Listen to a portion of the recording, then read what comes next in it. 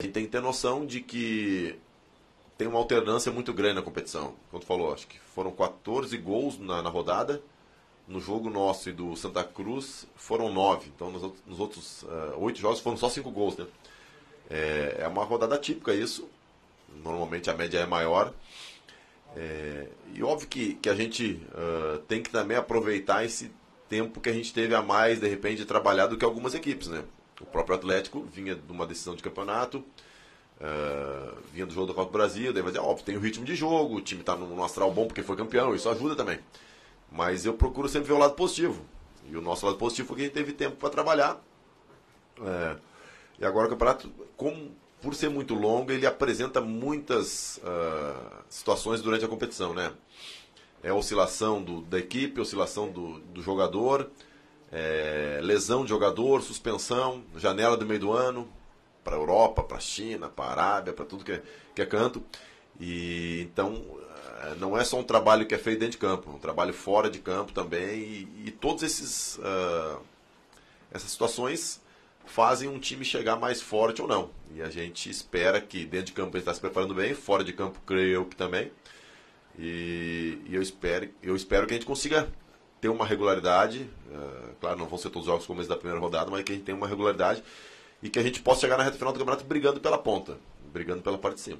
E até com relação a manter essa regularidade, o time é jovem, né? Se você vê o Thiago Martins na zaga, o Matheus Salles, Tietchan no meio campo, o Roger Guedes, Gabriel Jesus no ataque, é um time jovem, uma média de idade de 25 anos e tal. Como é que você vê essa formação do Palmeiras, que não deve ser só por esse ano, para o próximo, está tentando fazer alguma coisa para os próximos anos? Como é que você tem a visão a respeito desses jogadores com baixa idade já titulares do Palmeiras? O próprio Tietchan que estreou, né? O Vitor Hugo também não é um jogador velho, não é um jogador experiente, é um jogador novo. Acho que mais de metade do time, né? Isso é bom. Claro que futebol, quando a gente for, sempre é equilíbrio, né? Tu tem que ter equilíbrio com a experiência, com a juventude, com a força, com a velocidade. E eu acho que a gente conseguiu montar um grupo equilibrado.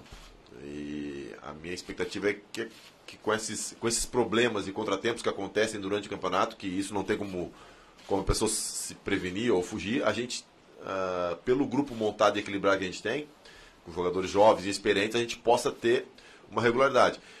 E óbvio que pensando em futuro é bom, porque tu tem um time para longo prazo, né? Uma base. Óbvio que também tem o outro lado. Meninos jovens que se destacam, a gente sabe o que acontece, né? Tem uma visibilidade muito grande. Mas isso também é bom para o clube, porque é natural que o clube precise também negociar jogadores e acontece normalmente. E quanto mais jogadores o Palmeiras negociar e por valores maiores, é sinal que o time está bem, que o clube está bem e se bem administrado pode fortalecer ainda mais o elenco, né?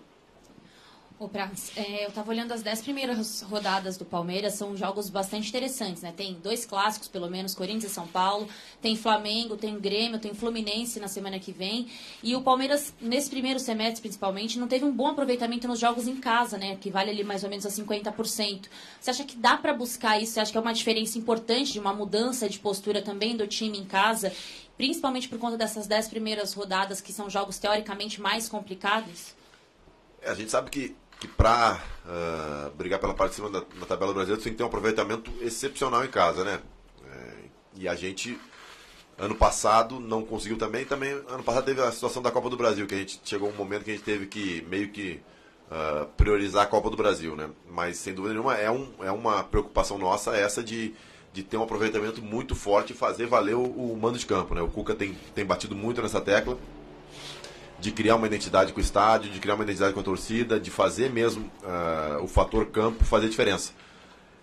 E depois, fora de casa, tu normalmente busca alguns pontos, porque são jogos muito, muito equilibrados, mas sem dúvida nenhuma a gente tem que não só nesses 10 jogos, né, mas ao longo da competição tem que fazer do Allianz um fator diferencial. Porque a gente viu inúmeros exemplos já. Cruzeiro e Atlético passaram muita dificuldade nos anos que tiveram sem o Mineirão, sem o Independência, que jogaram em Sete Lagoas.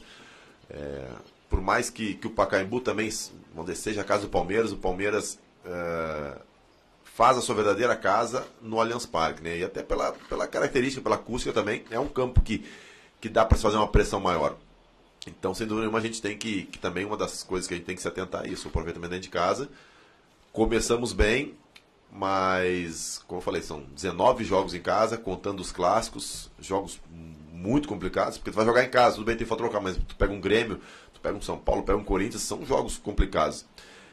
Mas a gente tem que fazer um diferencial que a gente não fez ano passado, que é pontuar muito melhor em casa. E, de repente, se eu não fiz essa conta, mas se tivesse uma pontuação bem melhor em casa do que ano passado, a gente teria tido uma posição muito melhor no Brasileiro.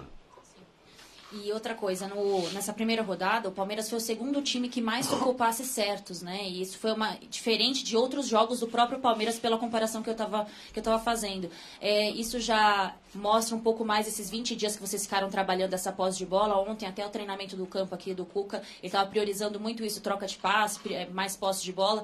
Isso é uma nova tendência desse time do Cuca? Isso já mostra o que é o time do Cuca? Mostra o trabalho. Muitas vezes a gente fica um tempo sem jogar, treinando, e as pessoas vão pro jogo e não vimos nada. Futebol não tem mágica. A gente trabalhou muito, o Cuca cobrou muito isso, a manutenção da posse de bola, o capricho no passe. E, como eu falei, não tem milagre. A gente conseguiu dentro de campo, as jogadas ensaiadas também, tudo foi, não sei se vocês notaram, mas tudo foi trabalhado durante esses dias. Então não tem segredo no futebol, né? A gente tem que fazer dentro de campo, a gente tem que treinar para fazer no jogo. Não existe isso de... Antigamente se pensava, né? Eu já vi muito jogador falar isso. O treinador cobrava dele no treino e falou, me cobra no jogo. Mas não tem como. Tu vai ser o reflexo do que tu fizer no treino, tu faz no jogo. Tu te prepara para jogar. Então, não tem milagre nenhum, não tem segredo. Foi o trabalho que a gente teve tempo de fazer. E é o que é raro no futebol brasileiro. Tu não tem tempo para treinar, para fazer o que a gente conseguiu fazer nesses 20 dias, né? Então, acho que para a gente pode ser um diferencial esse tempo que a gente teve para trabalhar mais. Para muita gente, depois da estreia, e também pelo fato do grupo do Palmeiras ser forte, pela própria estreia do campeonato, goleada, para muita gente o Palmeiras é favorito ao título. Isso é bom ou é ruim? Olha, eu particularmente vou te falar, eu prefiro que em todo campeonato que eu vá jogar as pessoas apontem o meu time como favorito, né? Mas isso tem que ser muito bem trabalhado, porque se a gente perder para a Ponte, eu aposto que na segunda-feira já vão ter outros favoritos, o Palmeiras já não vai ser mais, daqui a 3 rodadas quando ganhar vai ser favorito de novo, então a gente tem que cuidar muito com isso, tanto na fase boa como na fase ruim. Na fase ruim é até mais fácil, porque é automático do ser humano, tu te protege, né, das críticas. Agora os elogios tu não filtra, tu absorve todos, né? Tu acha que tu é merecedor de todos, então a gente tem que ter muito cuidado em relação a isso, porque a gente fica mais vulnerável, né, no momento bom. Então a gente que tem mais experiência sempre fica com o pé atrás. E qual que é a diferença desse ano para o ano passado? O Campeonato Brasileiro. Pro Palmeiras, que esse ano, desde que eu tô aqui, é o primeiro ano que a gente tem uma base do ano anterior, né? É só ver o time que terminou jogando ano passado e o time que está jogando esse ano. Tem uma base. A maioria são jogadores que já vinham jogando. E nos outros anos não. De 2013 para 14 mudou muito. De 14 para 15 então nem se fala, né? Foram 28 contratações. E esse ano a gente tem uma base.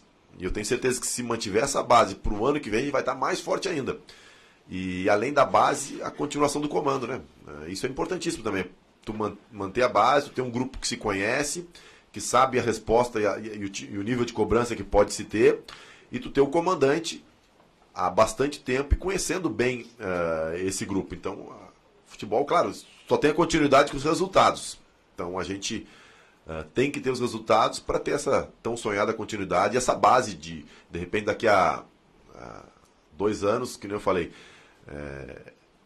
eu tenho 180 e poucos jogos no Palmeiras, vou fazer 200. E sou o jogador que mais tem jogos aqui, eu acho. Então, daqui a 2 anos o Palmeiras tem aí 5 ou 6 jogadores com 100, 200 jogos, né? Já é uma outra visão e com certeza os resultados a gente colhe muito mais rápido e facilmente.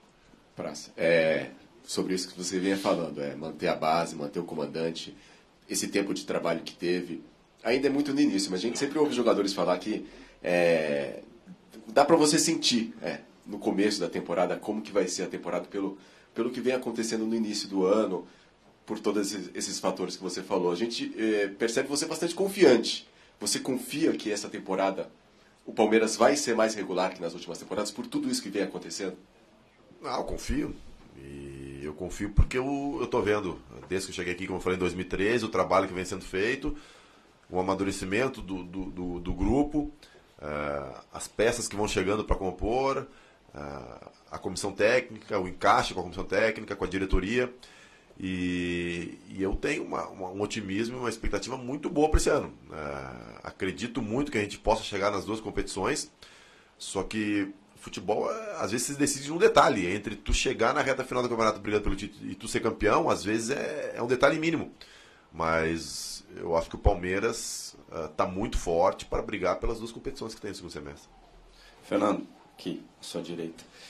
Você saberia dizer qual o esquema tático do Palmeiras? Porque tem chamado a atenção algumas movimentações, seja nos treinamentos, seja no jogo, troca de posições, aquela compactação. Você tem notado essa diferença também de uns tempos para cá, especialmente depois da chegada do Cuca? Nos primeiros jogos do Cuca, a gente teve muitas variações de modos de jogar, mas com um dia de treino, às vezes nem isso, só na conversa. E esses 20 dias que falaram, foi tempo para isso também.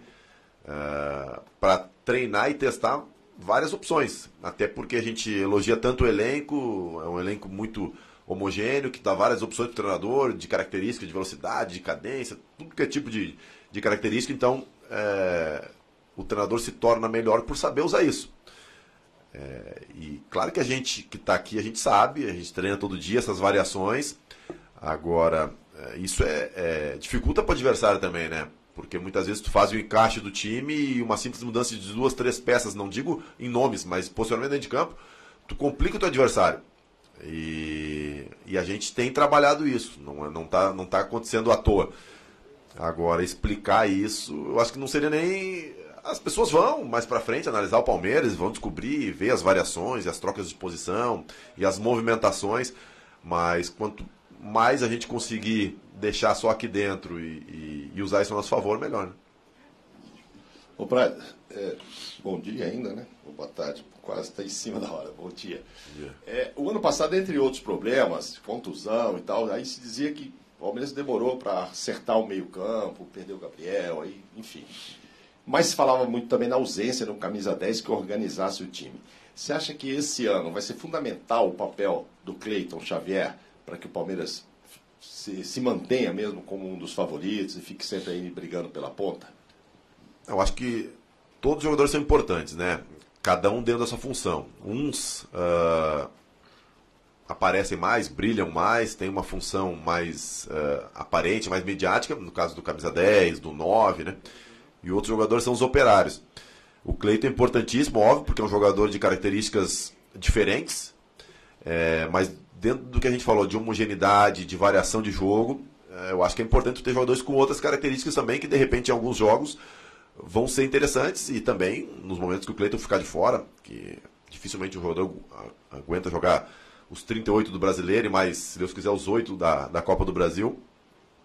Mas é muito importante, até como eu falei, pela característica singular do Cleiton, que é um cara de articulação, e hoje em dia a gente tem alguns treinadores tentando adaptar sistemas e moldar sistemas justamente porque é um jogador que é raro de se encontrar hoje no futebol. É importantíssimo pra gente, sim, mas eu não acredito que se ganhe Campeonato Brasileiro ou qualquer competição em cima de um jogador só. Tem que se ter um grupo até para dar sustentação para esse jogador, ou para esses jogadores. O Praz, ainda sobre esse aspecto mais individual, né? Um jogador que chamou muito a atenção foi o Tietê. Ele chegou no Palmeiras na terça, foi titular no sábado e parecia, pelo menos nesse primeiro jogo, que ele tinha 10 anos de casa.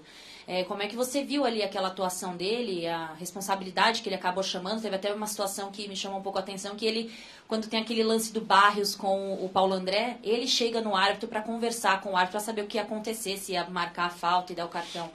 Como é que você viu aí a chegada no jogador que passou 10 anos num time menor, né, de menos investimento que o Palmeiras, e acabou chegando e, pelo menos nesse primeiro jogo, parecia um jogador mais experiente? Essa transição é difícil, né? Eu já passei por isso. Não é qualquer jogador que sai de um time pequeno e vem para um time grande e consegue desenvolver logo de começo. Tem uns que demoram um pouco mais para se adaptar, outros que demoram menos. Eu acho que o modo, ele também deu um pouco de sorte, porque a gente estava lá em Atibaia e teve esse tempo para conviver com o grupo 24 horas, então isso acelerou o processo de adaptação dele. E acho que o grupo também ajudou bastante nisso, porque o grupo recebeu ele muito bem, deixou ele à vontade.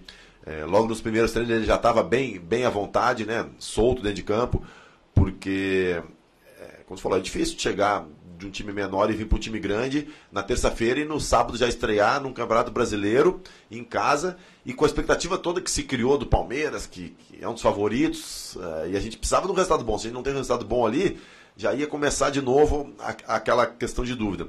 Então, ele tem os méritos dele, óbvio, porque teve personalidade e agora é um processo de adaptação constante, porque foi a estreia, foi bem, contra a Ponte vai ser cobrado para jogar naquele nível, e depois vai ser cobrado mais, porque daqui a pouco ele não vai ser mais o Tietê que veio do Osasco, ele vai ser o Tietê do Palmeiras e vai ser cobrado por títulos e vai passar para um outro patamar. E com isso o nível de exigência sobe. E ele com certeza tem que estar preparado para isso e vai estar preparado, porque em clube grande, principalmente quando tu não é, entre aspas, tão conhecido e tu tem qualidade, como tu falou, salta aos olhos, né? Causa uma impressão. E depois vem a cobrança, e essa cobrança acho que é até mais forte em cima do que ele mostrou e do que ele vai mostrar daqui para frente. Ô Praz, ainda sobre esse tempo, essa intertemporada, né, tem sempre os dois lados, né? Tem time que tem o tempo, mas o técnico não consegue utilizar o tempo, né? Vi de uma pré-temporada, como foi com o Marcelo esse ano, o Palmeiras teve que mudar de técnico ao longo do campeonato. Mas tem técnicos que conseguem. Aparentemente o Cuca conseguiu nesse tempo juntar o elenco, conseguiu fazer com que os jogadores comprassem a ideia que a gente ouve muito falar a respeito disso no futebol. Vários jogadores elogiando a postura do técnico, enfim. Vocês sentem quando o trabalho está andando, e de fato o trabalho com o Cuca está andando mais do que você já viveu aqui, ou então é muito cedo para falar ainda sobre isso? Não, é cedo para falar, né? Porque a gente sabe que mais do que atuação, óbvio que tu atuando bem, tu tendo um time organizado e um time que está jogando bem, as chances dos resultados virem são maiores. Mas no futebol nada funciona se não for com resultado positivo. Não adianta tu vir aqui treinar bem, trabalhar bem pra caramba e tu sentir que a gente tá trabalhando bem se não vencer. Porque a avaliação do trabalho do treinador é feita no jogo. Não adianta vocês irem lá e assistirem o treino do Cuca e ver que ele tá montando o time certinho se dentro de campo a gente não conseguir render. O trabalho dele não vai adiantar nada. Então é em cima de resultado. E a gente tem consciência disso. E a gente sabe que a cobrança já era grande. O Palmeiras era colocado como um dos favoritos. Depois da estreia, as pessoas agora falam cada vez mais, mas é o que eu falo, isso muda muito rápido. E cabe a gente dar uma sequência boa de resultados para que esse trabalho possa se assentar, aí sim entrar numa rota de tranquilidade e poder se firmar mesmo como um trabalho e como um time bem montado.